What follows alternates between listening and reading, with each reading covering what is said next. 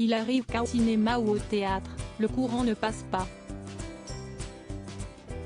S'il est parfois possible de faire avec certaines mésententes, d'autres sont tout simplement irrémédiables. Il semble que cela soit le cas de la relation entre Patrick Chesney et Valérie Carcenti. Si est en tout cas ce que l'on peut déduire des déclarations de l'acteur français de 76 ans faites ce jeudi 9 novembre. Invité du présentateur Jordan Deluxe dans l'émission Chez Jordan diffusée le matin sur C8, le comédien, qui a récemment reconnu être infidèle et a dévoilé un livre avec certains de ses regrets, s'est livré sans filtre. L'animateur commence par lui demander qui serait l'acteur ou l'actrice avec qui il ne pourrait jamais partir en vacances. Une question qui provoque un rire de la part de Patrick Chesney, qui finit par répondre après une brève réflexion, plein d'aplomb, Valérie Carcenti.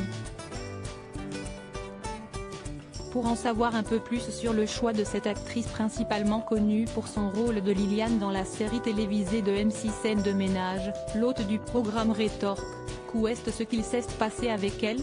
Je n'avais peut-être pas complètement raison. Si dans un premier temps Patrick Chesney répond qu'il ne va pas en parler, ce n'est pas très intéressant, Jordan Deluxe lui demande s'il s'est pris la tête avec elle et l'acteur français décide d'en dévoiler davantage.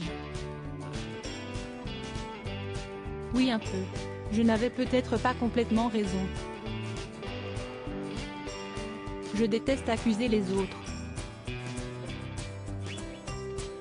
J'essaie de répondre à votre question, qui est une question difficile. La réponse a été quand même assez honnête.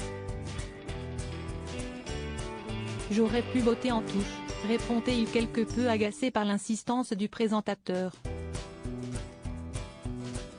Ce sont des histoires de mésentente sur un projet où on a travaillé ensemble, explique finalement Patrick Chesney. Bon allez, parlons d'autre chose, finit-il par déclarer pour clore le sujet.